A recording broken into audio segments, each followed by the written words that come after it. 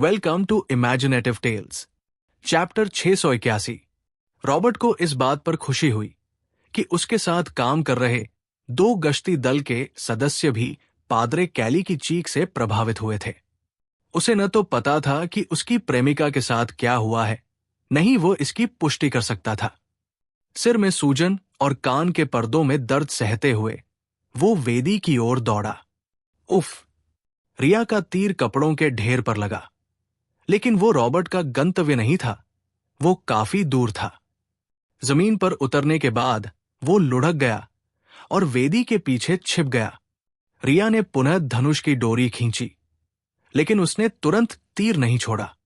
Robert का शरीर वेदी से पूरी तरह से अवरुद्ध था, जिससे उसके लिए निशाना साधना असंभव हो गया था। शाश्वत धधकते सूर्य में आस्था रखने वाली एक भक्त होने के नाते उसके लिए शिकार के धनुष की अनोखी क्षमताओं और उग्र प्रहार का उपयोग करके वेदी को सीधे चकनाचूर करना भी असंभव था। यह देखकर कामू को पता था कि उसकी रिवाल्वर की शक्ति अपर्याप्त है, इसलिए वो टूटे हुए कांच की खिड़की के ऊपर से कूद गया और वेदी की ओर दौड़ पड़ा। थोड़ी देर की हिचकिचाहट के बाद रिया ने अपना शिकार धनुष उठाया और बिजली से लिपटा एक तीर हवा में चला दिया। तीर तेजी से नीचे उतरने से पहले हवा में ऊंचा उड़ गया तथा वेदी की बाधा को पार करते हुए उसके पीछे जा गिरा। चूंकि वो ठीक से निशाना नहीं लगा पाई थी, तीर रॉबर्ट के शरीर को छूता हुआ दो पत्थर की शिलाओं के बीच एक दरार में जा लगा। एक तेज बिजली का करंट फैला, जो रॉबर्ट के शरीर पर रेंगता हुआ उसे अस्थायी रूप से लकवाग्रस्त कर गया। आजाद होने के बाद रॉबर्ट ने अपनी आत्मा को प्रवाहित करने वाली सामग्री वापस लाने का विचार त्याग दिया। उसका अपनी प्रेमिका पादरे कैली को बचाने का कोई इरादा नहीं था। उसने अपनी जीभ की नोक को फिर से काटने और आत्मा संचार पूरा करने की योजना बनाई।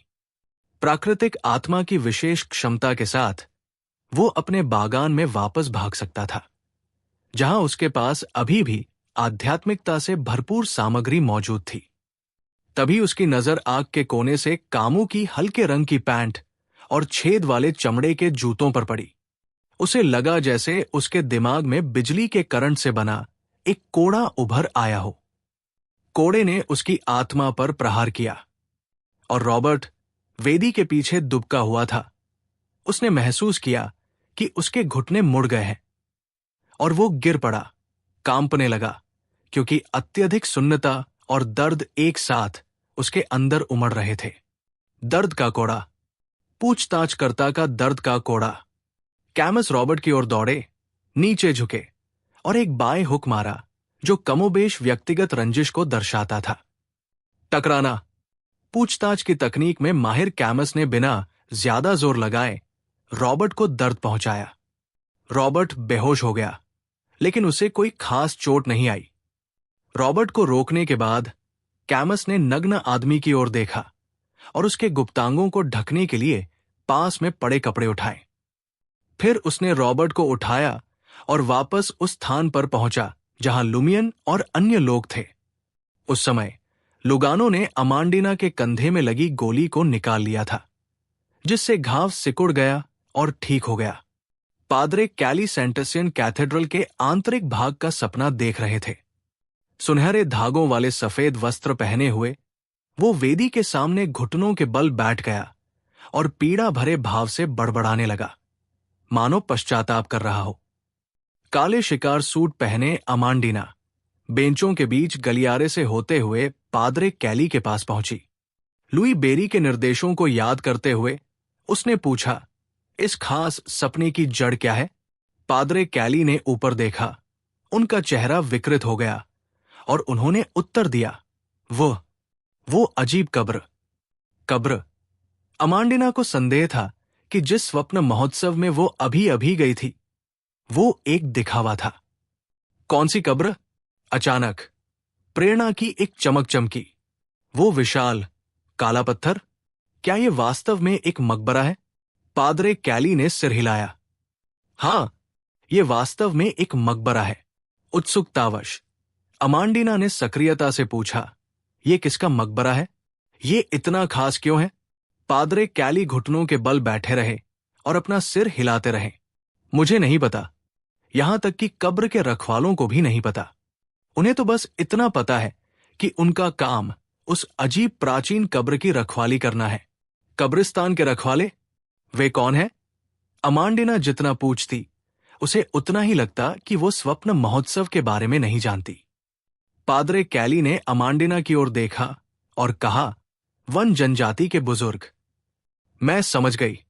अमांडिना के मन में सवालों की बाढ़ आ गई। उसने एक सवाल उठाया और पूछा, क्या आप रॉबर्ट को ट्वानाकू के घर सुलाने ले गए थे और उसे अपनी चेतना बनाए रखने दी थी? फिर आप उसे उस प्राचीन मकबरे पर ले गए जहां उसे महाशक्तियां प्राप्त हुई थी? हां। पादरी कैली ने वेदी की ओर मुंह करके अपना सिर नीचे किया। उनकी आवाज में दर्द था। मैं पापी हूं, जैसा कि मैंने सोचा था। अमांडिना ने आगे पूछा, आपको कैसे पता चला कि आप वहां महाशक्तियां प्राप्त कर सकते हैं? और आपने स्पष्टता कैसे बनाए रखी? आप केवल 5 वर्षों से तिजामों में हैं और मैं यही पली बढ़ी हूं। अमांडिना ने आगे पूछा। पादरे कैली की गर्दन से रक्तवाहिकाएं उभर आई। त्वानाकू, त्वानाकू, मुझे मोहित कर लिया। उसने तुम्हें लुभाने के लिए अपने शरीर का इस्तेमाल किया। अमांडाना को अचानक उत्तेजना का एहसास हुआ। पादरे कैली आश्चर्यचकित रह गए। उसने मेरी प्रतिष्ठा और पहचान की चाहत को भांप लिया और धीरे धीरे अपनी क्षमताओं का प्रदर्शन किया। उसने मुझे यह भी बताया कि मेरे लिए जल्दी और आसानी से शक्ति प्राप्त करने का एक तरीका है, और अधिक शक्ति के साथ मैं चर्च के लिए और अधिक कर सकता हूं और अधिक पुरस्कार और मान्यता प्राप्त कर सकता हूं। वो राक्षस? अमंदीना ने निराशा से पूछा, तुम तो ऐसे ही मोहित हो गए थे? पादरी कैली ने धीरे से सिर हिलाया। हां, बिल्कुल सही। ट्वानाकू को सपने में हो रहे बदलावों पर नजर रखने और तिजामो छोड़ने के बाद ड्रीम फेस्टिवल आयोजित करने में मदद के लिए किसी की जरूरत थी। पहले तो उन्होंने मुझे अपने घर पर सोने के लिए बुलाया। फिर ड्रीम फेस्टिवल के दौरान वे मुझे उस अजीबोगरीब प्राचीन मकबरे पर ले गए। क्या तुम्हें भी उस कब्र को छूने से महाशक्तियां प्राप्त हुई? अमांडिना ने सहजता से पूछा। पादरी कैली ने फिर सिर हिलाया। नहीं, त्वानाकू ने कब्र में एक दरार खोल दी और मुझे अंदर पहुंचने दिया। तुमने क्या छुआ? पादरी कैली को रुकते देख अमांडिना खुद को रोक नहीं सकी और बोली, मैंने एक हाथ छुआ, बिना तापमान वाला एक ठंडा हाथ।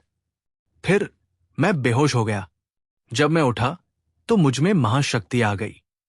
मैंने बाद के स्वप्न उत्सवों के दौरान ऐसा 3 बार और किया और अंततः एक रेत बन गया। पादरे कैली ने उस स्थिति को याद किया। उनका चेहरा बेकाबू भय से भरा था, ठंडे हाथ का भी और उस सहजता का भी जिससे उन्होंने महाशक्तियां प्राप्त कर ली थी। कब्र में लाश का हाथ?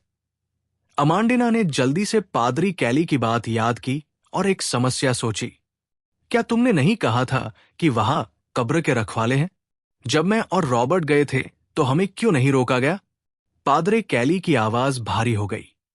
जो लोग लंबे समय से तिजामों में रह रहे हैं, उन्हें अक्सर इस विशेष सपने में दबी हुई भावनाओं और इच्छाओं से निर्मित एक प्रक्षेपण दिखाई देता है। वे आमतौर पर सपने के किनारे कब्र द्वारा लाए गए अराजक क्षेत्र में छिप जाते हैं। वे कब्र के रखवालों के साथ प्राचीन मकबरे की रखवाली करते हैं ताकि उसे दूसरों से बचाया जा सके। जब स्वप्न महोत्सव शुरू होगा तो ये प्रक्षेपण अपने वास्तविक रूप में लौट जाएंगे और स्वप्न महोत्सव के पूर्ण प्रतिभागी बन जाएंगे, जो अब अपनी भावनाओं और इच्छाओं को दबा नहीं पाएंगे।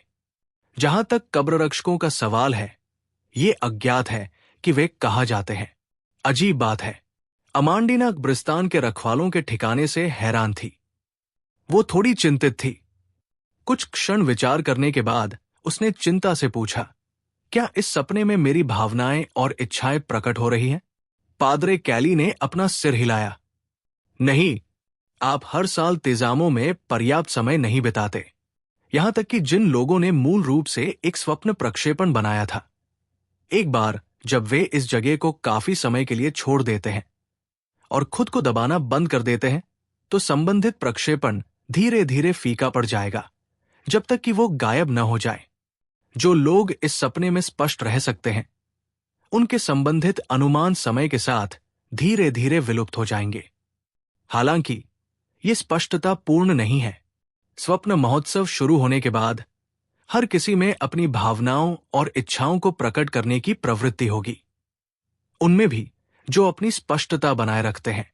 हालांकि वे उन लोगों की तरह पूरी तरह से नियंत्रण नहीं खोएंगे जो अपने स्वप्न स्वरूप के साथ विलीन हो गए हैं। वे सामान्य रूप से खुद को नियंत्रित करना जारी रख सकते हैं। उनकी इच्छाएं कुछ विवरणों में प्रकट होंगी। अमांडिना ने 2 स्वप्न महोत्सवों के दौरान अपने प्रदर्शन को याद किया तथा आत्मज्ञान की झलक दिखाई। शुरू में उसे लगा कि चूंकि ये जगह एक स्वप्न है, इसलिए जब तक कोई नहीं मरता, ये एक खेल के समान है। इसीलिए वो वास्तविकता से ज्यादा आत्मकेंद्रित और बेलगाम दिखाई दे रही थी। उसे स्वप्न महोत्सव के प्रभाव से ऐसा होने की उम्मीद नहीं थी। शुक्र है, मुझमें हमेशा से ही आत्मसंयम रहा है। अमांडिना ने ज्यादातर सवालों के जवाब दे दिए थे जिनका जवाब लुई बेरी देना चाहते थे। सिर्फ उन्हीं सवालों को छोड़ दिया था जिनके बारे में पादरी कैली को खुद पता नहीं था। इसलिए उसने विषय बदल दिया। आप पहले से ही एक प्रेत बन चुके हैं, फिर भी आप अभी भी उपदेश देने और मांस की मेजबानी करने का साहस करते हैं। क्या तुम्हें इस बात की चिंता नहीं है कि ईश्वर तुम्हें देख लेगा और तुम पर अपना क्रोध बरसा देगा और तुम्हें शुद्ध करके राख में बदल देगा? दक्षिणी महाद्वीप में रहने के कारण अमांडिना ट्रायर के कई सज्जनों और महिलाओं से बेहतर अनंत प्रज्वलित सूर्य चर्च की शक्ति को जानती थी। उसे ईश्वर के अस्तित्व पर कोई संदेह नहीं था।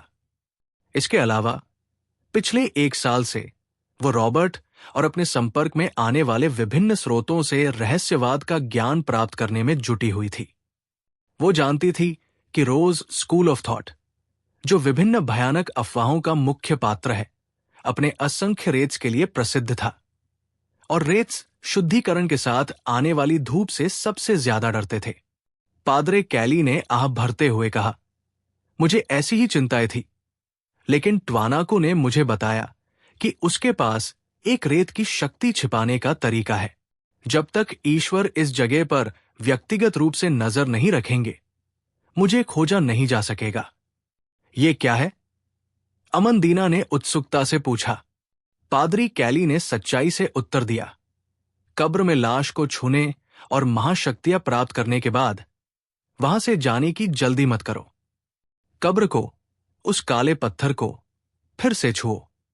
इससे मेरी सारी महाशक्तियां छिप गई। इसका असर 1 साल से भी ज्यादा समय तक रहेगा। क्या यह मुमकिन है? अगर मैं उस काले पत्थर को छू लूं और फिर लाश का हाथ छू लूं तो क्या होगा? अमांडिना ने एक पल सोचा और एक निजी सवाल पूछा, तुमने रॉबर्ट को कैसे लुभाया? वो तुम्हारा प्रेमी क्यों बना? अमांडिना ने उसका आकलन किया, लेकिन उसे पादरे कैली में उसकी ताकत के अलावा कोई ऐसी बात नहीं मिली जो रॉबर्ट को आकर्षित करती हो। क्या प्यार सचमुच अंधा हो सकता है? पादरी कैली एक क्षण के लिए चुप हो गए और फिर बोले, मैंने उसकी इच्छाओं को भड़का दिया, उसका आत्मनियंत्रण नष्ट कर दिया। आपने ऐसी क्षमताएं कभी प्रदर्शित नहीं की। अमांडिना ने पहले कभी नहीं देखा था कि पादरी कैली ने युद्ध में कोई इच्छा जगाई थी।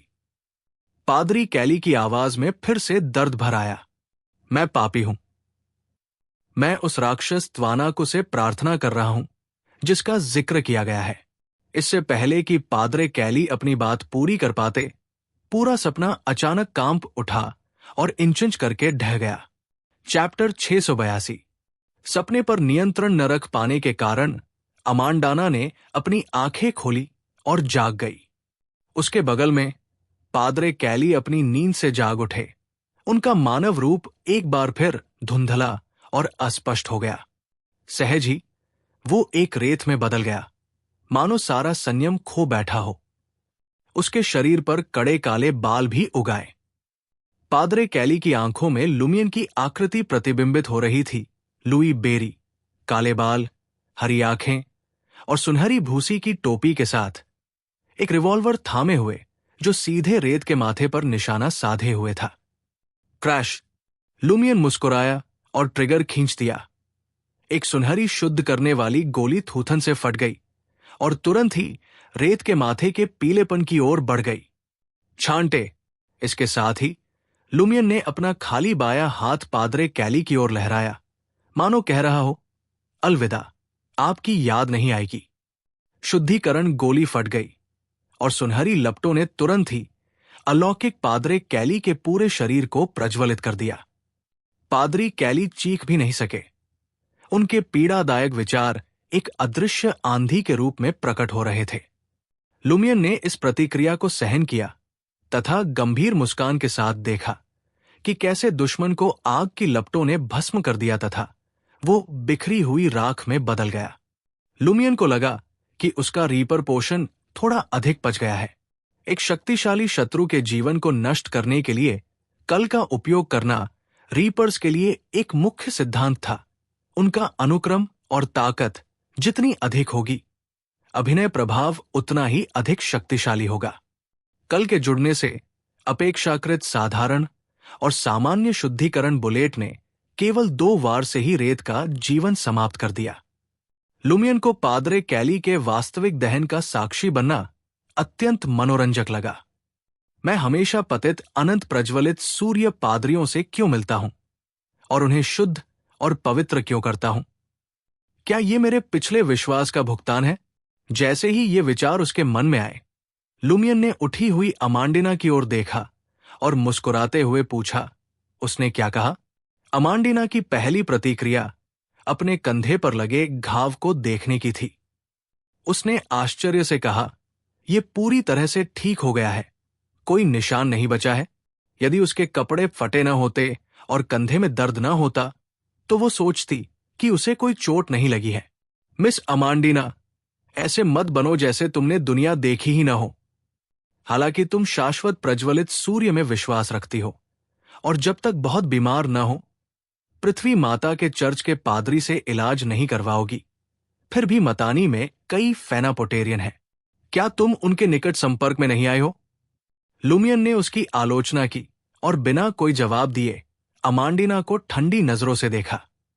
दूसरी ओर लुगानो ने सुंदर लड़की की प्रतिक्रिया देखी और आत्मसंतुष्ट होकर बताया, यह प्लांटर मार्ग के एक डॉक्टर की शक्ति है। अमांडिना ने अपना आभार व्यक्त किया, फिर पादरे कैली के साथ हुई अपनी बातचीत को याद किया, जबकि वह उसके कंधे की खटास को दूर करने के लिए उसकी मालिश कर रहे थे। अंत में उसने उस स्थान पर थूका जहां उसकी राख गिरी थी। वह दानव का मुखपत्र बन गया और अपनी शक्ति का प्रयोग रॉबर्ट और अन्य लोगों का उल्लंघन करने के लिए करने लगा। सौभाग्य से उसे पुरुष पसंद थे, वरना अमांडिना को याद आया कि कैसे वो सालों से सेंट्सियन कैथेड्रल जाया करती थी और एक सीमित ज्ञान वाली लड़की थी जो वयस्कता से कोसों दूर थी। उसे रॉबर्ट और बाकी लोगों से सहानुभूति थी, लेकिन वो खुद को भाग्यशाली भी महसूस कर रही थी।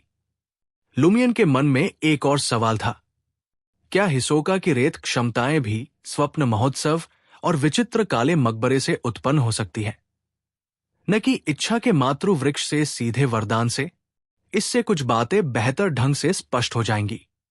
जहां तक लुमियन को पता था, जब दुष्ट देवताओं में विश्वास करने वाले लोग वरदानों के लिए प्रार्थना करते थे तो उन्हें एक अनुष्ठान करना पड़ता था और बलि चढ़ानी पड़ती थी। वे जिस वरदान के लिए प्रार्थना करते थे उसका स्तर जितना ऊंचा होता था, बलिदान की आवश्यकता उतनी ही अधिक होती थी और अनुष्ठान भी उतना ही बड़ा होता था। पोर्ट पाइलोस के गश्ती दल का सदस्य होने के नाते हिसोका 1-2 बलिदानों को तो छुपा सकता था, लेकिन सभी बलिदानों को दबाना उसके लिए मुश्किल था। यह ठीक वैसा ही था जैसे हिसोका ने पोर्ट पाइलोस में सिर्फ एक सिलसिलेवार हत्या का मामला ही निपटाया था। पहले लुमियन को लगता था कि दक्षिणी महाद्वीप के और भी ज्यादा अस्तव्यस्त इलाकों में बलि की रस्में पूरी करने के लिए उसे पागल औरत की मदद पर निर्भर रहना पड़ता था, लेकिन अब उसे लग रहा था कि ऐसी कोई जरूरत नहीं थी। उसे बस साल में एक बार स्वप्न महोत्सव के दौरान उस ठंडी लाश को छूना था। हिसोका और पाद्रे कैली कम से कम 5 स्वप्न उत्सवों में भाग ले चुके हैं और कुछ समय के लिए रेत बन गए हैं, लेकिन तब से उन्हें कोई सफलता नहीं मिली है।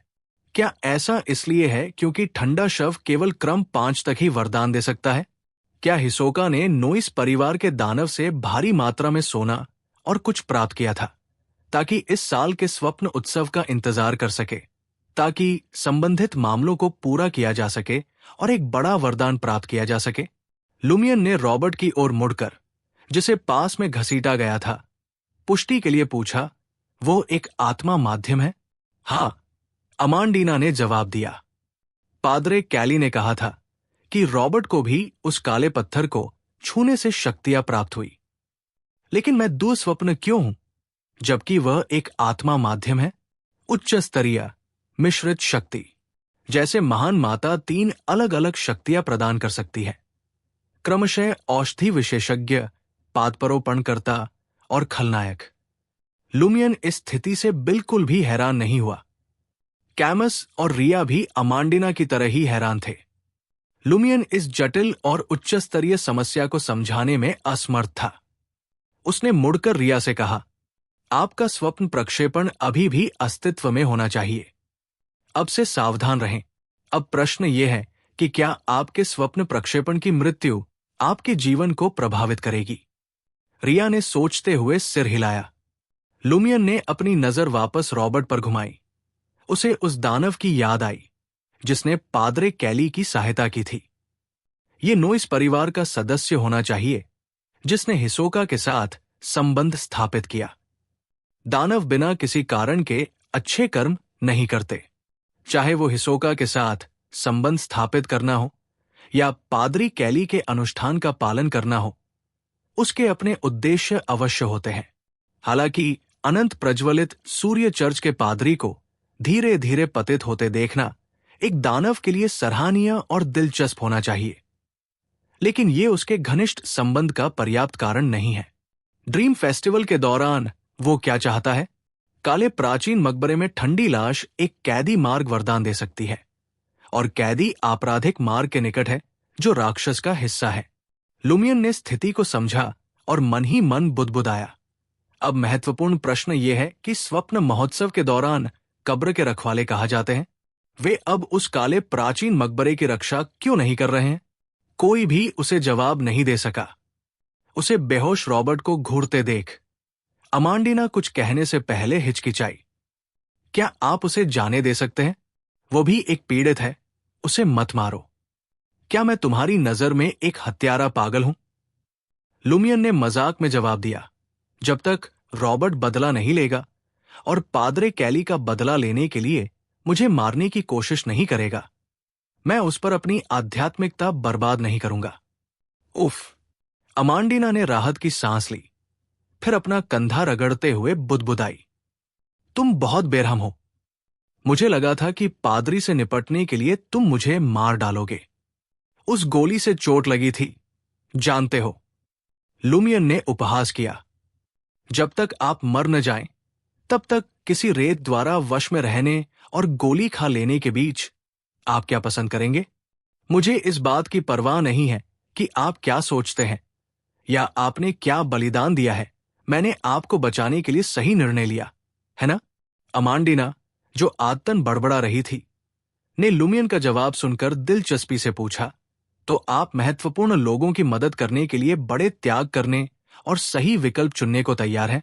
यदि, और मेरा मतलब है कि यदि मेरी इच्छाओं को किसी दानव द्वारा भड़का दिया जाए और मैं उन्हें व्यक्त किए बिना राक्षस बन जाऊं, तो क्या आप मेरी मदद करने के लिए अपना बलिदान देंगे?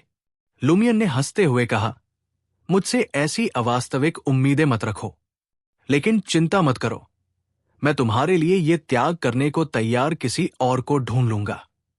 उसकी नजर कामू, लुगानो और बेहोश रॉबर्ट पर पड़ी। अमांडीना ने बस बुदबुदाया, कितना बेकार। कैमस ने मन ही मन आह भरी। उसे लगा कि वो सुंदर स्वप्नलोक से बाहर आ गया है। लुमियन ने फिर से रॉबर्ट की ओर देखा और अमांडिना से कहा, उसे जगाओ और उससे बात करो। मुझे उससे एक मदद चाहिए। यदि रॉबर्ट ने इनकार कर दिया तो पूछताछ विशेषज्ञ कैमस उसे मनाने के लिए वहां मौजूद थे। ठीक है, अमांडाना ने तेजी से जवाब दिया, जिससे रॉबर्ट जाग गया और उसने अपने मंगेतर को उनकी वर्तमान स्थिति के बारे में बताया। उसने जानबूझकर पादरे कैली की मृत्यु का उल्लेख नहीं किया ताकि ये भ्रम बना रहे कि रेत भाग गया है। अगर मैं तुम्हें जाने दूं तो क्या तुम मेरी मदद करोगे? रॉबर्ट ने सावधानी से पूछा, जैसे ही वो अपने पैरों पर खड़ा होने के लिए संघर्ष कर रहा था। लुमियन ने कामू और रिया की ओर इशारा करते हुए कहा, हो सकता है कि आपको मुझ पर भरोसा न हो, लेकिन क्या आपको गश्ती दल पर भरोसा है? रॉबर्ट एक क्षण के लिए चुप हो गया और फिर बोला, क्या एहसान है? लुमियन हंसा, त्वनाकू के घर जाओ और मेरे लिए कुछ करो। ब्रियू मोटल, दूसरी मंजिल। गहरे भूरे रंग के सूट में आदमी और पंखदार टोपी में महिला ने गलियारे से आती हुई हल्की चबाने की आवाजें सुनी, जो कि मोटल में गूंज रही चीखों, रोने और विलाप की आवाजों के बिल्कुल विपरीत थी। मानो ड्रीम फेस्टिवल के दौरान ऐसा नहीं होना चाहिए। अचानक चबाना बंद हो गया। लगभग तुरंत ही ग्रे सूट वाला आदमी उछल पड़ा, मानो उसकी कमर में लाल गर्म लोहे की छड़ घुस गई हो। उसके चेहरे पर तनाव था और माथे पर पसीने की बूंदें थी। वो पहली मंजिल की ओर दौड़ा और पलक झपकते ही पूरी सीढ़ियां पार कर गया। वो ब्रियू मोटेल से निकलकर चौराहे तक दौड़ता रहा, लेकिन फिर रुक गया। उसके चेहरे पर भय और खौफ साफ दिखाई दे रहा था। क्या हुआ?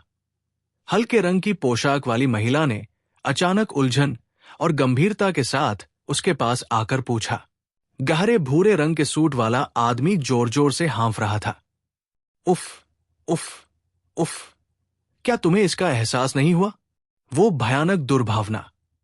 ऐसा महसूस हो रहा था जैसे मेरा दिल चीर दिया गया हो, मेरी जीभ फाड़ दी गई हो, मेरा दिमाग गाढ़े सूप में बदल गया हो। चैप्टर 683। अपनी सहेली की बातें सुनकर हल्के रंग की पोशाक वाली महिला का चेहरा गंभीर हो गया। मुझे भी ऐसा ही महसूस हुआ था, लेकिन यह उतना विशिष्ट नहीं था जितना कि आपका। गहरे भूरे रंग के सूट वाला आदमी स्पष्ट रूप से शांत हो गया और उसने अपने कंधे के ऊपर से पीछे की ओर देखा। चलो जल्दी से अपने गंतव्य की ओर चलें। यहां कई असामान्य चीजें हैं जो हमारी समझ से परे हैं। हल्के रंग की पोशाक पहने महिला ने स्वीकृति में एक बार सिर हिलाया। अपनी दिशा जानने के बाद उन्होंने अपनी गति बढ़ा दी और तेजी से चौराहे को पीछे छोड़ दिया। सुनहरी भूसे वाली टोपी पहने हुए लुमियान, अमांडाइना, रॉबर्ट और अन्य लोगों को सेंटरसन कैथेड्रल की ओर से छोटे चौक की ओर ले गया। उसी समय कामू ने कब्रिस्तान के दूसरी ओर कुछ लोगों को घूमते हुए देखा। चौंक कर उसने अपनी नजरें एकाग्र की और देखा कि वे फटे कपड़ों से लटकी हुई पीली सफेद हड्डियां और महीन राख से बनी मानवरूपी आकृतियां थी। जमीन पर कई सीधे कब्र के पत्थर पड़े थे और कई कब्रों को साफ तौर पर नुकसान पहुंचा था। जागृत मुर्दे? कामू ने भौहें सिकोड़ते हुए अमांडिना से पूछा। स्वप्न महोत्सव हड्डियों और राख को भी जगा सकता है। जीवन या मृत्यु की परवाह किए बिना उन्हें स्वप्न महोत्सव मनाना था। अमांडिना ने तेजी से सिर हिलाया। क्या यह सामान्य नहीं है? रॉबर्ट ने ड्रीम फेस्टिवल के दौरान लाश संग्रहकर्ता मार्ग से महाशक्तियां प्राप्त की। वो मृत्यु क्षेत्र है, इसलिए ड्रीम फेस्टिवल में भी ऐसी विशेषताएं हैं। अमांडिना मन ही मन खुश थी कि उसका ज्ञान इस क्षेत्र के किसी भी अनुभवी गश्ती दल के सदस्य से कहीं ज्यादा था।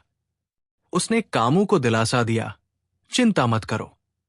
कब्रिस्तान में हड्डियां और परछाइयां बहुत शांत है। वे स्वप्न महोत्सव के इंसानों से बिल्कुल अलग है। जब तक तुम उनके पास नहीं जाओगे, वे तुम पर हमला नहीं करेंगे। वे बस अपनी कब्रों के आसपास ही घूमते रहेंगे। जाहिर है वे शांत हैं। लुमियान, जो आगे चल रहा था, हंसा। आमतौर पर उनके पास दबाने लायक कोई भावनाएं या इच्छाएं नहीं होती। इस सपने में वे कोई तीव्र प्रक्षेपण नहीं करेंगे। मृतक भावनाहीन थे। बेशक उन लोगों को छोड़कर जो आक्रोश और घृणा के साथ मारे गए थे, सेंट सेन कैथेड्रल के कब्रिस्तान में दफनाए गए लोगों को शुद्धिकरण से गुजरना होगा। ये मजाक नहीं है। अमांडीना अपने चुप मंगेतर को दिलासा देना चाहती थी, लेकिन उसे लगा कि उसकी अभद्रता देखने और उसके प्रेमी की हत्या में शामिल होने के बाद उसे ऐसा करने का अधिकार नहीं है। उसकी हर बात पाखंडी लग रही थी, इसलिए उसके पास लुई बेरी से बात करने के अलावा कोई चारा नहीं था। उसने मन ही मन बुदबुदाया, जैसे ही उसकी मंगेतर ने गिरजाघर में नोटरी की। मेरे मंगेतर के प्रेमी को सजा देना मेरा वैध अधिकार है। ये थोड़ा ज्यादा है, लेकिन उस ईश निंदक के सामने, उस राक्षस के सामने जिसने एक नाबालिग को शिकार बनाया, थोड़ा ज्यादा होना ईश्वर का रहस्योद्घाटन है। जितना अधिक वह इसके बारे में सोचती, उतना ही उसे सही लगता। लुमियन सड़क के किनारे परछाइयों के बीच तेजी से चल पड़ा। कुछ सोचने के बाद उसने पूछा, क्या स्वप्न महोत्सव में मारे गए लोग जाग जाएंगे और मरे हुए हो जाएंगे? हां, लेकिन इसमें काफी समय लगता है। मैंने उनसे सिर्फ ड्रीम फेस्टिवल के आखिर में ही मुलाकात की है। वे ठंडे और आक्रामक होते हैं।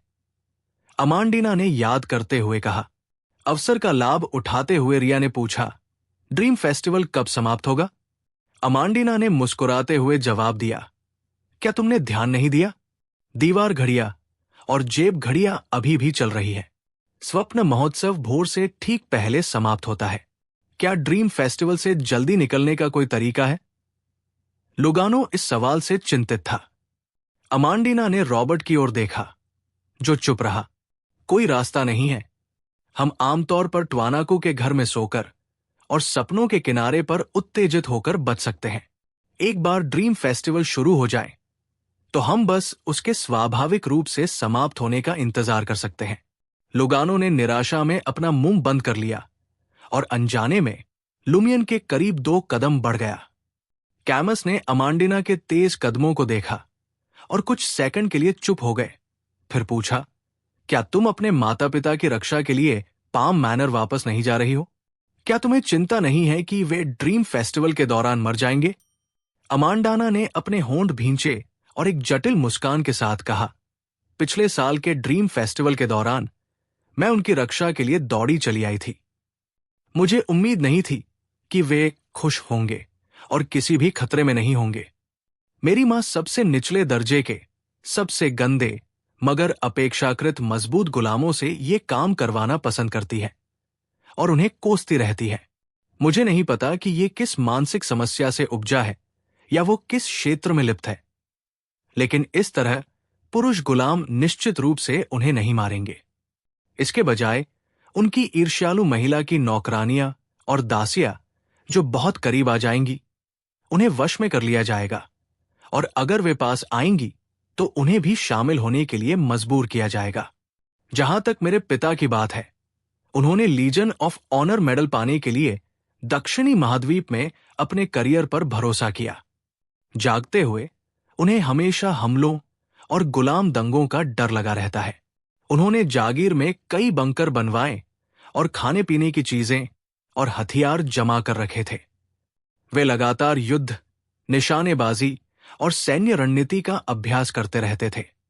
स्वप्न महोत्सव के दौरान भी नौकरों और गुलामों के लिए उन्हें हराना बहुत मुश्किल होता था। उन्हें तब तक सुरक्षा की कई परतों को तोड़ना पड़ता था जब तक कि वे बंकर में वापस नहीं पहुंच जाते। जब तक कोई बियॉन्डर जानबूझकर उनके पीछे न पड़े, वे बहुत सुरक्षित रहेंगे। अगर मैं उनकी रक्षा के लिए रुका तो ये ज्यादा खतरनाक हो सकता है। मेरा मतलब है कि मैं ज्यादा खतरनाक हूं। मैं उन पुरुषों के प्यार या उन महिलाओं की ईर्ष्या को शायद बर्दाश्त न कर पाऊं। मैं ज्यादा लोगों को मारना भी नहीं चाहता। क्या ऐसा हो सकता है कि वो बेकाबू स्वप्नोत्सव के दौरान अपने परिवार और दोस्तों के दिलों में छिपे द्वेष को भांपने से ज्यादा डरती हो? वो खुद उस अनुभव को झेलने के बजाय बाहर घूमकर दूसरों के अंधेरे पहलू देखना ज्यादा पसंद करती है। लुमियन अमांडीना की बात समझ सकता था। उसने विषय छोड़ दिया और चुप रॉबर्ट की ओर मुड़ा। ड्रीम फेस्टिवल के दौरान तुम्हारी आत्मा की दिशाएं सामान्य से कितनी अलग हैं? क्या वे आत्माएं ज्यादा हिंसक हो जाएंगी और उनसे संवाद करना मुश्किल हो जाएगा? रॉबर्ट, जो अब सफेद शर्ट और काली पैंट में थे, कुछ सेकंड के लिए चुप रहे और फिर बोले, ये कोई अलग बात नहीं है। क्या उस खास सपने की अतिशय भावनाएं और इच्छाएं सिर्फ जीवित प्राणियों को ही निशाना बना सकती है, जिससे आत्माएं अपने सामान्य आत्मनियंत्रण की कमी से अप्रभावित रह जाती हैं? या फिर क्या आत्माओं की दुनिया और उसके निवासी नकली है? जो सपने का एक हिस्सा रॉबर्ट की कल्पना से मेल खाता है, ये दूसरी संभावना हो सकती है। स्पिरिट मीडियम सिर्फ शक्ति उधार लेने के लिए स्थानीय आत्माओं से जुड़ते नहीं हैं। रॉबर्ट ने यह नहीं कहा कि सपने में कुछ चैनलिंग असंभव थी। जैसे ही लुमियन के विचार तेजी से आगे बढ़े, उसने एक अनुमान लगाया। लुमियन ने कैमस और अन्य लोगों को चौराहे से होते हुए तुवानाकू के घर की ओर शीघ्रता से वापस लौटा दिया। उन्होंने स्पिरिट चैनलिंग के बारे में पूछा था, क्योंकि ये उनकी योजना से काफी हद तक संबंधित था। हिसोका के घर की दूसरी मंजिल पर खड़े होकर लुमियन ने ठंडे और थोड़े स्त्रीवत रॉबर्ट से पूछा, क्या आपने कभी यहां आत्मा चैनलिंग पूरी की है? मैंने कोशिश की है। मैं आसपास की आत्माओं से संपर्क स्थापित कर सकता हूं, लेकिन इसमें कुछ खास बात नहीं है, रॉबर्ट ने ईमानदारी से जवाब दिया।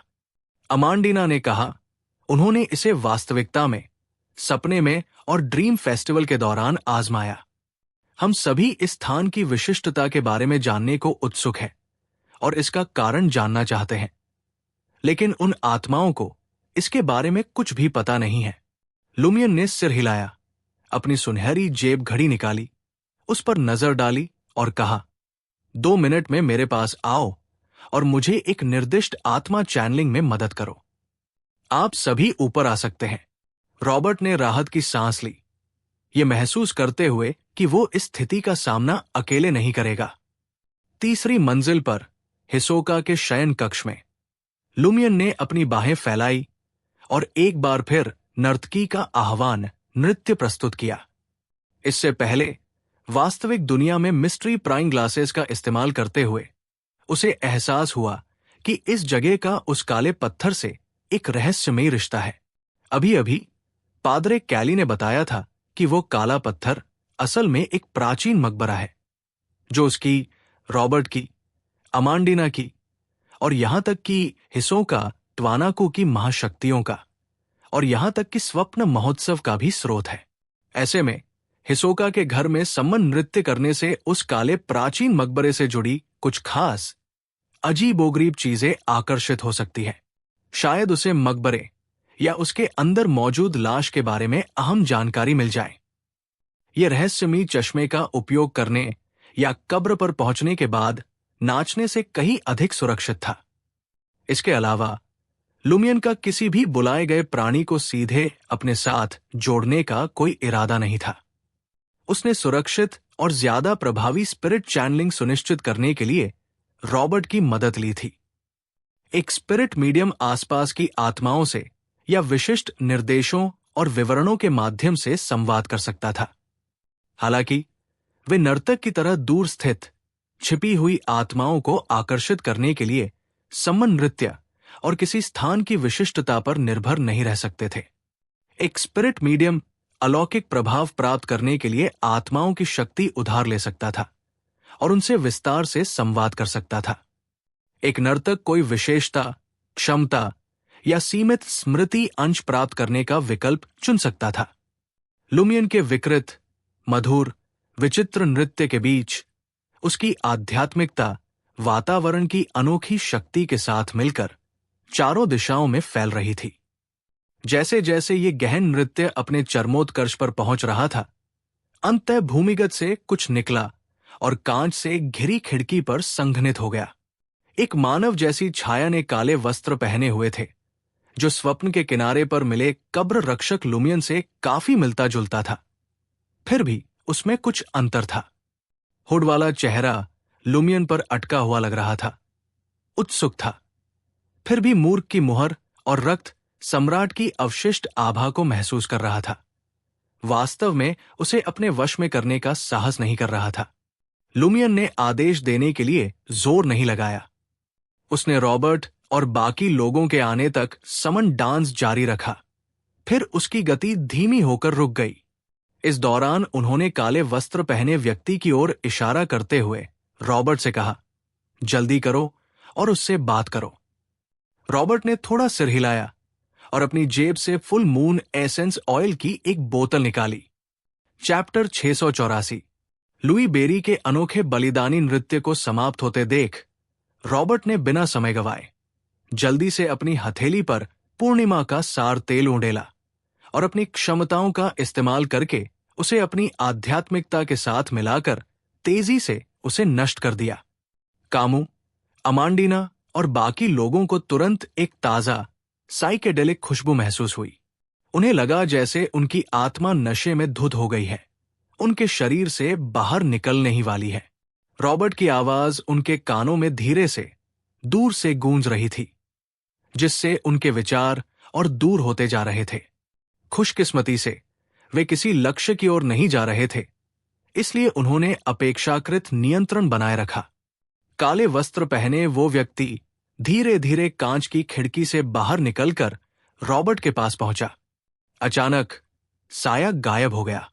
रॉबर्ट ने अपना सिर नीचे किया, फिर धीरे से ऊपर देखा। उसका चेहरा रात के आसमान से धुंधला था, फिर भी एक भयावह आभा साफ दिखाई दे रही थी। उसकी आंखें गहरी थी। ये देखते हुए लुमियन ने समन नृत्य समाप्त कर दिया और स्वयं को रॉबर्ट से 3 मीटर की दूरी पर खड़ा कर लिया। यद्यपि उन्होंने ये इरादा किया था कि रॉबर्ट जब प्रश्न पूछे तो आत्मा को सीधे तौर पर संबोधित करे, लेकिन वो अजीब छाया रॉबर्ट से चिपक गई। ये भी आत्मा चैनलिंग का एक रूप था। कई आत्मा माध्यमों ने लक्ष्य की आत्मा को अपने मुंह के माध्यम से संवाद करने की अनुमति दी, जिससे कुछ लोगों के सवालों का जवाब दिया गया। भयावह दिखने वाले रॉबर्ट को देखते हुए लुमियन ने कुछ देर सोचा, फिर कहा, क्या आप जानते हैं कि 6 साल पहले यहां रहने वाले लोगों के साथ क्या हुआ था? उन्होंने सरल तरीके से शुरुआत करने की योजना बनाई, जिससे विसंगतियां पैदा होने की संभावना कम हो तथा वास्तविक स्थिति के आधार पर दिशा, लहजा और शब्दावली में निरंतर बदलाव किया जा सके। रॉबर्ट ने अपना मुंह खोला और अपनी आवाज से भिन्न तीखी आवाज निकाली। प्रभावित हुए, अनुष्ठान किया, सब नष्ट हो गए। इस उत्तर ने कामू सहित अन्य लोगों को उलझन में डाल दिया, क्योंकि उन्हें यकीन नहीं था कि इसमें कोई महत्वपूर्ण जानकारी छिपाई गई है या नहीं। लुगानो के अलावा सभी ने अनुमान लगाया कि लुई ने ट्वानाकू परिवार में लगी आग के बारे में पूछा था, तथा आत्मा के उत्तर से किसी पंथ या बुरे देवताओं के प्रभाव का संकेत मिलता है। एक षड्यंत्रकारी के रूप में लुमियन के दिमाग में प्रासंगिक जानकारी तुरंत उभर आई। तिजामो में प्रत्येक व्यक्ति की दमित भावनाएं और इच्छाएं स्वप्न द्वारा अवशोषित कर ली जाएंगी तथा धीरे धीरे एकत्रित होकर तदनुरूप स्वप्न प्रक्षेपण का निर्माण करेंगी। कब्रपालकों की तरह ये प्रक्षेपण स्वप्न के अराजक क्षेत्र में छिपकर काले प्राचीन मकबरे की रखवाली करते थे। पिछले अन्वेषणों में मैंने स्वप्न के अंशों में काले वस्त्र पहने कब्ररक्षक और प्राचीन मकबरे के चारों ओर उभरे हुए उभार देखे थे। एक उभार हिसोका ट्वानाकू की बची हुई आकृति थी। हिसोका ट्वानाकू साल में 2 या 3 बार लगभग 1 सप्ताह के लिए तिजामो लौटते थे। जाने के बाद उसका संबंधित प्रक्षेपण धीरे धीरे लुप्त हो जाएगा। आग की घटना के बाद हिसोका ट्वानाकू एक शैतान पद बियॉन्डर बन गया था। नोइस परिवार का दानव। ये जानकारी लुमियन के दिमाग में एक साथ उभरी, जैसे मकड़ी के जाल में अलग अलग गांठें उभरी हों। जल्द ही लुमियन ने अनुमान लगाया, हिसोका ट्वानाकू ड्रीम फेस्टिवल के बाहर 1 या 2 बार तिजामो लौटा और हर बार 1 हफ्ते या उससे ज्यादा समय तक रहा। क्या यह सुनिश्चित करने के लिए था कि उसका स्वप्न प्रक्षेपण पूरी तरह से गायब न हो जाए, जिससे स्वप्न उसके कुछ द्वेष को सोख सके? क्या प्रक्षेपण और कब्रपालक प्राचीन कब्र के आसपास इसलिए रहते हैं क्योंकि उसमें कुछ विशेष है जो अनजाने में उन्हें प्रभावित करता है, जैसे कब्र या उसके अंदर की ठंडी लाश। यदि बलि कर्मकांड कब्र की रक्षा का हिस्सा होते, तो जब स्वप्न महोत्सव शुरू होता और प्रक्षेपण उनके शरीर में वापस लौटते, तो क्या कुछ गहरे रूप से प्रभावित मनुष्य कब्र पालक के कार्यों की नकल करके कोई अनुष्ठान करने का प्रयास करते? यदि वे असफल होते, तो क्या उनका पूरा परिवार नष्ट हो जाता, घर भ्रष्ट हो जाता और उस काली प्राचीन कब्र से एक सूक्ष्म संबंध स्थापित हो जाता? हाँ, ये एक संभावना है। लेकिन मैं नोइस परिवार के दानव या हिसोका के शैतान पथ बियॉन्डर बनने को सूचना के इस जाल में फिट नहीं कर सकता। अगर मैं इसे डालूं तो क्या होगा? लुमियन का दिल एक और संभावना पर विचार करते हुए हिल उठा। ट्वानाकू परिवार पर सिर्फ काली प्राचीन कब्र या उसकी ठंडी लाश का ही असर नहीं हुआ था। नोइस परिवार का दानव भी प्रभावित हुआ था। शायद दानव शव या असामान्यता के स्रोत का लालच कर रहा था। इसी वजह से उसने गुप्त रूप से त्वनाकू परिवार को प्रभावित किया और उन्हें ज्ञान दिया।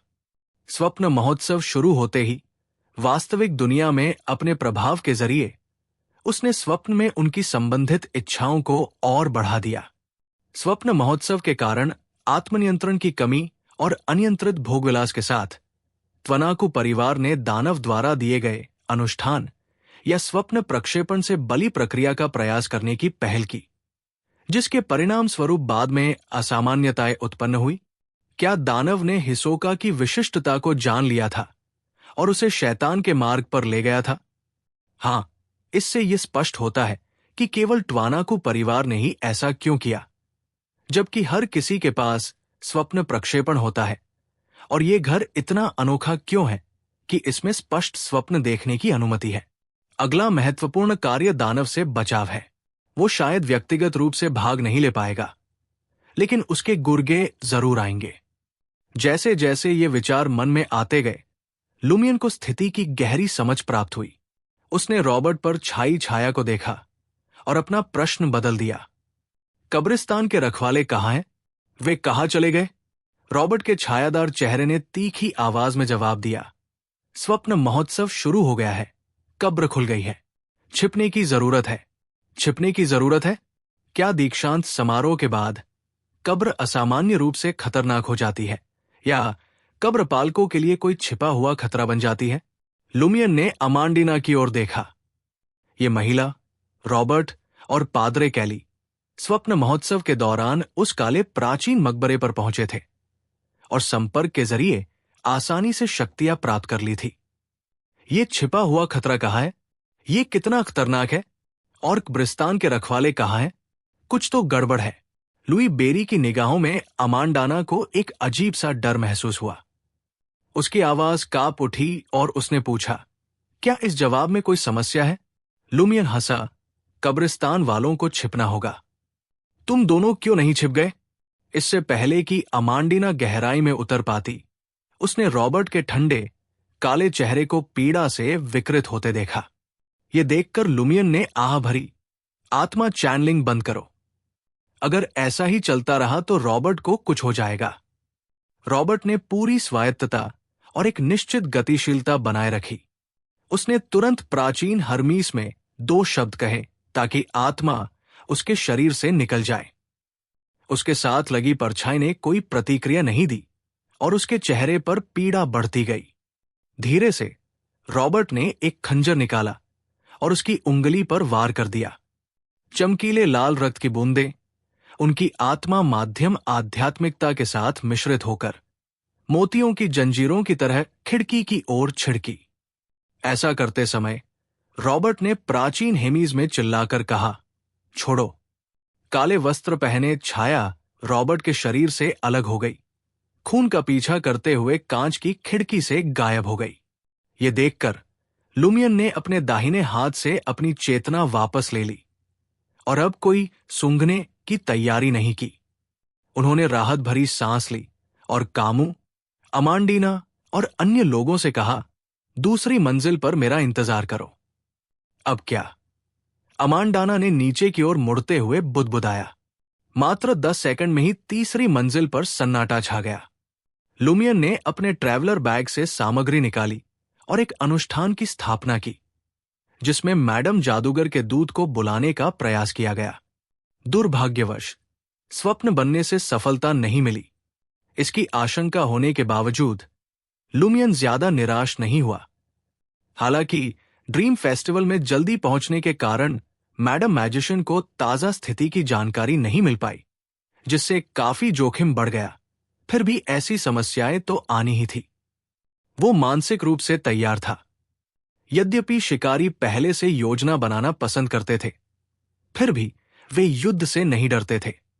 लुमियन थोड़ा उत्साहित भी था, सिर्फ ड्रीम फेस्टिवल के हल्के प्रभाव से ही नहीं। अपना सामान रखने के बाद लुमियन दूसरी मंजिल पर उतरा और सीधे रॉबर्ट और अमांडीना से कहा, तुम में से कौन मुझे काले पत्थर तक ले जाएगा? उन्होंने उनकी परिस्थितियों का विश्लेषण किया था तथा महसूस किया था कि अमांडीना, रॉबर्ट और पाद्रे कैली आसानी से उस काले प्राचीन मकबरे तक पहुंच गए थे और शक्तियां प्राप्त कर ली थी। और ये सब उन लोगों के नेतृत्व में हुआ था जिन्होंने उसे छुआ था। बेशक उनमें एक से अधिक बातें समान थी। रॉबर्ट चुप हो गया। वो कहना चाहता था, क्या तुमने वादा नहीं किया था कि मदद करने के बाद मुझे जाने दोगे? लेकिन हिम्मत नहीं हुई। अमांडीना ने चुप रॉबर्ट की ओर देखा, अपने होठों को दबाया और लुमियन से कहा, मैं। फिर उसने कहा, मैं देखना चाहती हूं कि क्या मैं और अधिक महाशक्तियां प्राप्त कर सकती हूं। लुमियन ने सिर हिलाया और रॉबर्ट से कहा, आप जा सकते हैं। रॉबर्ट ने लुमियन की तरफ देखा, फिर अमांडीना की तरफ। बिना कुछ कहे वो ट्वानाकू के घर से बाहर चला गया। हे भगवान, वो सोच सकता है कि मैं तुम्हें पादरी कैली से निपटने और उसे शर्मिंदा करने के लिए गिरजाघर में लाई हूं। हे भगवान, मैं ही तुम्हें वहां लेकर आई थी। रॉबर्ट के जाने के बाद अमांडाना ने कहा। रिया, जिसने पहले ही अधिकांश तीर उठा लिए थे, ने उसे सांत्वना देते हुए कहा, लेकिन तुमने भगवान के लिए गिरजाघर को शुद्ध किया है। सूर्य की स्तुति करो। अमांडीना ने भी अपनी बाहें फैला दी। सूर्य की स्तुति करो। बातचीत के बाद लुमियन ने कामू और रिया से कहा, अब मैं काले प्राचीन मकबरे पर जा रहा हूं। यह आपको तय करना है कि आप जाना चाहते हैं या नहीं। मैं, लुगानो ने बोलने की कोशिश की, लेकिन लुमियन ने मुस्कुराते हुए बीच में ही टोक दिया, तुम्हें जाना होगा। लुगानो ने अपना मुंह बंद कर लिया। कामू और रिया ने एक दूसरे को देखा और एक स्वर में बोले, मैं भी आ रहा हूं। लुमियन ने उन्हें मनाने की कोशिश नहीं की, बस सिर हिला दिया। तो चलिए अब चलें। चैप्टर 685। तिजामों के बाहर, जंगल के प्रवेश द्वार के पास, लुमियन और उसके साथियों ने सैन्य शिविर की दिशा से गोलियों की आवाजें और चीखें गूंजती सुनी। शहर और बागानों की तुलना में यहां की आबादी घनी थी और हथियारबंद लोग ज्यादा थे। इस इलाके में हर साल कई जाने जाती थी। कामू ने अपनी नजरें हटा ली और दुनिया से थके हुए अधेड़ उम्र के व्यक्ति की तरह हार मान ली। वो जानता था कि हिंसा को रोकने में वह असमर्थ है। उसकी एकमात्र आशा स्वप्न महोत्सव को जल्द से जल्द समाप्त करने का कोई रास्ता खोजना था, ताकि ज्यादा लोग बच सकें। यही कारण था कि उसने लुई बेरी के साथ उस काली प्राचीन कब्र तक जाने का फैसला किया था। अगर कामू अकेले होते तो तर्कसंगत विकल्प यही होता कि वे किसी एकांत कोने में छिपकर भोर तक, स्वप्न महोत्सव के समाप्त होने तक छिपे रहें, ठीक वैसे ही जैसे कोलोबो ने करने की योजना बनाई थी। हालांकि लुई बेरी की अदम्य शक्ति को देखने और ये समझने के बाद कि वो साहसी व्यक्ति उस काले प्राचीन मकबरे के पास जाने का जोखिम उठाने को तैयार है, कामू ने खुद ही कदम उठाने का निश्चय किया। लुमियन आगे की ओर देख रहा था, अमांडीना के हल्के कदमों के साथ, जब वो जंगल में जाने वाले एक संकरे रास्ते पर मुड़ी। उसे स्वप्न महोत्सव को अकेले ही समाप्त करने का कोई भ्रम नहीं था। इस मिशन के लिए उसके उद्देश्य हमेशा स्पष्ट थे। हिसोका द्वारा प्राप्त सोने और नोइस परिवार के दानव से प्राप्त वस्तु को ढूंढना, ये पता लगाना कि अप्रैल फूल का मुख्य सदस्य हिसोका की विरासत को साकार होने से रोकने के लिए क्या योजना बना रहा था। ये एक टैरो क्लब माइनर आर्काना कार्ड धारक का कर्तव्य था और साथ ही हिसोका के प्रति लुमियन की सतर्कता का भी प्रतीक था। हिसोका द्वारा छोड़े गए स्वप्न प्रक्षेपण का पता चलने के बाद लुमियन को डर था कि उसका विरोधी पूर्वनिर्धारित उपायों और स्वप्न प्रक्षेपण का फायदा उठाकर स्वप्न महोत्सव के दौरान खुद को कुछ हद तक पुनर्जीवित कर सकता है और एक प्रेत या दुष्ट आत्मा के रूप में वास्तविक दुनिया में वापस आ सकता है। वो हिसोका को वो मौका न देने के लिए दृढ़ थे। पादरे कैली का कबूलनामा सुनने के बाद लुमियन का संदेह और भी गहरा हो गया। हिसोका हर साल स्वप्न महोत्सव में भाग लेने के लिए तिजामो लौटता था। उसे किसी और मेजबान की जरूरत नहीं थी और ये अनोखा सपना आमतौर पर बिना किसी असामान्यता के चलता था। ऐसा नहीं लगता था कि किसी को लगातार इस पर नजर रखने की जरूरत थी। यह ध्यान रखना जरूरी था कि हिसोका के परिवार को नष्ट करने वाली आग से पहले वो विशेष स्वप्न अनगिनत वर्षों से मौजूद था। स्वप्न महोत्सव अनगिनत बार हो चुका था, फिर भी किसी को कुछ भी गड़बड़ नहीं लगी थी। ऐसी परिस्थितियों में जितने ज्यादा लोग सच्चाई जानते थे, जानकारी के लीक होने का खतरा उतना ही ज्यादा था। फिर भी हिसोका ने पादरे कैली को लुभाया और उन्हें बियॉन्डर शक्तियां प्राप्त करने के लिए उस काले प्राचीन मकबरे तक पहुंचाया। इस असामान्य आचरण के कारण लुमियन ने अनुमान लगाया कि हिसोका ट्वानाको ने अपने स्वप्न प्रक्षेपण की स्थिति की पुष्टि करने के लिए स्वप्न की निगरानी में पादरे कैली की सहायता ली थी। जैसे ही हिसोका तिजामो से विदा होता, स्वप्न प्रक्षेपण धीरे धीरे लुप्त हो जाता और अंततः पूरी तरह से गायब हो जाता। अगर हिसोका चाहता कि उसका अस्तित्व बना रहे, तो उसे एक निश्चित बिंदु तक मंद पड़ने के बाद कुछ समय के लिए वापस लौटना होगा। चूंकि काले शिलाखंड के आसपास के स्वप्न आमतौर पर अव्यवस्थित अवस्था में होते थे, इसलिए स्वप्न प्रक्षेपण के लुप्त होने की दर अनिश्चित हो सकती थी। इसके लिए दैनिक निगरानी आवश्यक थी। जैसे ही स्थिति बिगड़ती, हिसोका को वापस बुलाने के लिए एक तत्काल तार भेजा जाता।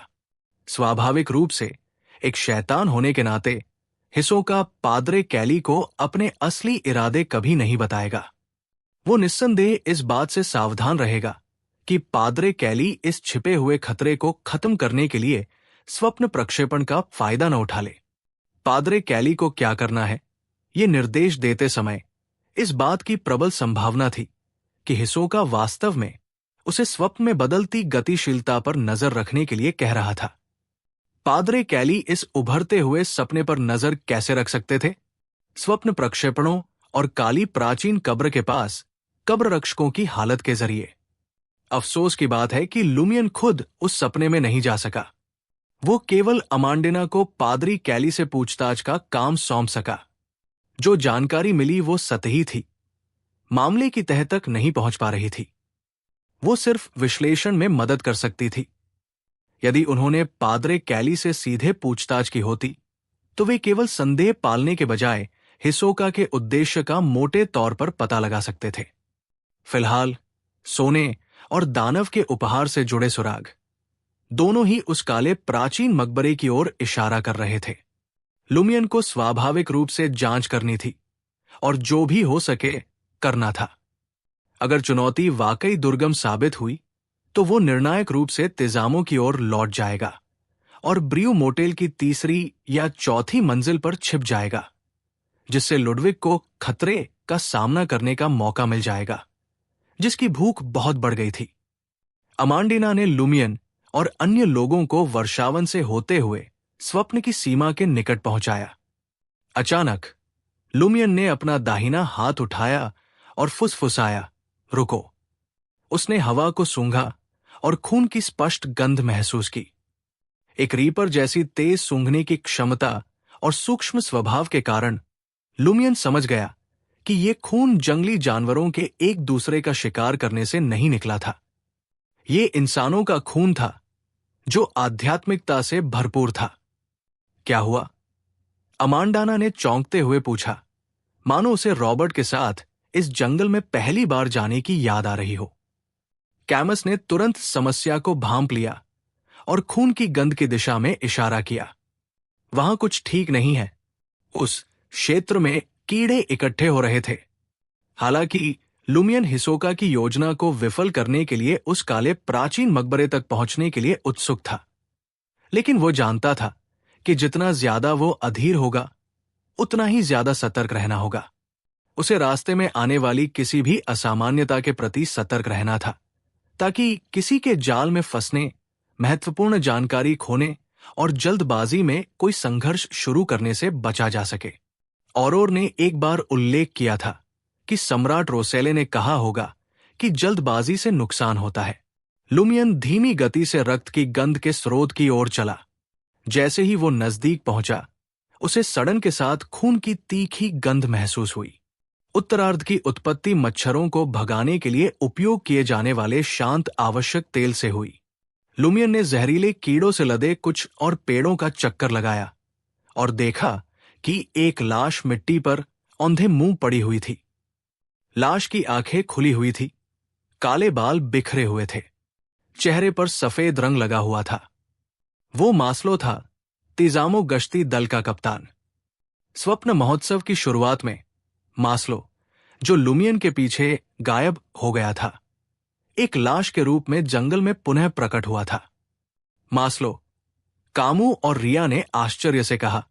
इससे पहले कि वे अपने दुख को पूरी तरह समझ पाते, लुमियन की निगाहें नीचे की ओर चली गई, क्योंकि वह मास्लो की मृत्यु के कारण की जांच कर रहे थे। स्थानीय गश्ती दल के कप्तान की छाती और पेट पर गहरे घाव थे, मानो उन पर भालों, त्रिकोणीय ब्लेडों और अन्य हथियारों से हमला किया गया हो। लेकिन किनारों पर फटने के निशान थे। जमीन पर पहले ही काफी खून बह चुका था, जिससे मच्छरों का झुंड वहां आ गया था। मास्लो के शरीर पर सड़न के निशान साफ दिखाई दे रहे थे और एक पीले हरे रंग का तरल पदार्थ रिस रहा था, मानो वो 2-3 दिन पहले मरा हो। लाश की सतह पर स्थिति का पता लगाने और आसपास के युद्ध के निशानों की जांच करने के बाद कामू ने गंभीर स्वर में कहा, मृत्यु क्षेत्र की शक्ति द्वारा हमला किया गया। मौत का क्षेत्र? लुमियन के दिमाग में अचानक एक पतले सूट में एक ठंडे, अधेड़ उम्र के आदमी की छवि उभरी। रीजा, पोर्ट पाइलोस की गश्ती टीम के उपकप्तान। वो मृत्यु पथ का मध्यक्रम बियॉन्डर था। ड्रीम फेस्टिवल की शुरुआत में रेजा मास्लो के साथ गायब हो गया था। कामू ने रिया की ओर देखा, जिसके चेहरे पर पीड़ा भरी अभिव्यक्ति थी, और झिझकते हुए कहा, वे स्वप्न महोत्सव से प्रभावित थे और अपना नियंत्रण खो बैठे थे। उन्होंने एक दूसरे पर हमला किया। एक मर गया और दूसरा बच गया। ड्रीम फेस्टिवल के लिए यह सबसे प्रशंसनीय अनुमान था। लुमियन ने भी ऐसा ही दृश्य कल्पना किया, लेकिन वो असमंजस में पड़ गया और बोला, वे जंगल में क्यों हैं? क्या उन्हें वही नहीं दिखना चाहिए जहां वे वास्तविक दुनिया में थे? हकीकत में रीजा और मास्लो पहले ही मेरे साथ तिजामो लौट आए थे। क्या किसी चीज ने उन्हें जंगल में खींच लिया? पोर्ट पाइलोस गश्ती दल में तिजामो का साथ देने वाले एकमात्र सदस्य के रूप में रीजा को शुरू से ही पता था कि यहां कुछ गड़बड़ है। क्या असली निशाना काला प्राचीन मकबरा था? लुमियन ने कामू और रिया की ओर विचारमग्न होकर देखा और सहजता से पूछा, क्या मास्लो और रियाजा के बीच अच्छे संबंध थे? बहुत बढ़िया, कामू ने आप भरते हुए जवाब दिया। कैप्टन रीजा ने मास्लो को गश्ती दल में भर्ती किया और उसे व्यापक मार्गदर्शन दिया।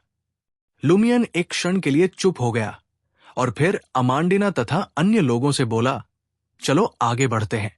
रिया और कामू ने मौके का फायदा उठाते हुए मास्लो की लाश को ढकने के लिए कुछ टहनियां इकट्ठी की। फिर वे तेजी से टीम के पीछे चल पड़े। कुछ देर तक जंगल के रास्ते पर चलने के बाद अमांडिना ने अचानक अपनी गति धीमी कर दी और अपना हाथ अपने सिर के बगल में रख लिया। क्या हुआ? लुमियन ने उत्सुकता से पूछा। अमांडिना ने भौहें चढ़ाते हुए कहा, मेरा सिर थोड़ा भारी लग रहा है और मुझे मति भ्रम हो रहा है। कैसी मति भ्रम? लुमियन ने अपनी भौहें उठाई। अमांडिना ने हैरानी से जवाब दिया, मैंने वो काला पत्थर देखा जिसे मैंने पहले छुआ था। नहीं, वो काला प्राचीन मकबरा। ऐसा लगा जैसे मैं अतीत में लौट आई हूं। समझ रही हो, अतीत मेरे मन में एक भ्रम के रूप में मेरी आंखों के सामने, मेरे कानों के पास प्रकट हुआ। लुमियन ने कुछ क्षण विचार किया और फिर कैमस को रोकते हुए कहा, चलो थोड़ा आगे चलते हैं और देखते हैं क्या होता है। इन मति भ्रमों ने अमांडिना को पीछे हटने के लिए प्रेरित नहीं किया। प्रयोगात्मक मानसिकता के साथ वो जंगल के जाने पहचाने रास्ते पर कुछ दर्जन मीटर और चली। कैसा है? लुमियन, जो उसके पास था, ने पूछा। अमांडिना ने अपने विचारों को व्यवस्थित किया और कहा, मति भ्रम अधिक स्पष्ट और स्पष्ट होता जा रहा है। आप काले प्राचीन मकबरे के जितना करीब पहुंचते हैं, मति भ्रम उतना ही प्रबल होता जाता है। लुमियन ने एक संभावना सुझाई और फिर पूछा, क्या रॉबर्ट के साथ भी कुछ ऐसा ही हुआ था जब वो आपको पिछली बार यहां लाया था? नहीं, अमांडिना ने निश्चयपूर्वक उत्तर दिया। वो पूरे समय बिल्कुल सामान्य था। कैमस ने अनुमान लगाया, शायद एक से अधिक बार संपर्क करने के बाद वो पहले से ही मति भ्रम का आदी हो गया था। कौन जाने, अमांडिना बुदबुदाई और लुई बेरी की तरफ देखने लगी। अब हमें क्या करना चाहिए? अगर ये सिर्फ भ्रम है तो कोई बड़ी बात नहीं है। लुमियन ने एक पल सोचा और कहा, चलो आगे बढ़ते हैं। ठीक है। अमांडिना को समझ नहीं आ रहा था कि ये मति भ्रम क्या दर्शाते हैं। उसने बेचैनी सहन की और कहा, हम कुछ ही मिनटों में प्राचीन मकबरे पर पहुंच जाएंगे। वो आगे बढ़ती रही। जैसे ही वे चल रहे थे, अमांडाना ने अचानक अपना दाहिना हाथ बढ़ाया और उसे अपने पास के जंगल के पेड़ों पर दबा दिया, जिससे उसकी पीठ झुक गई।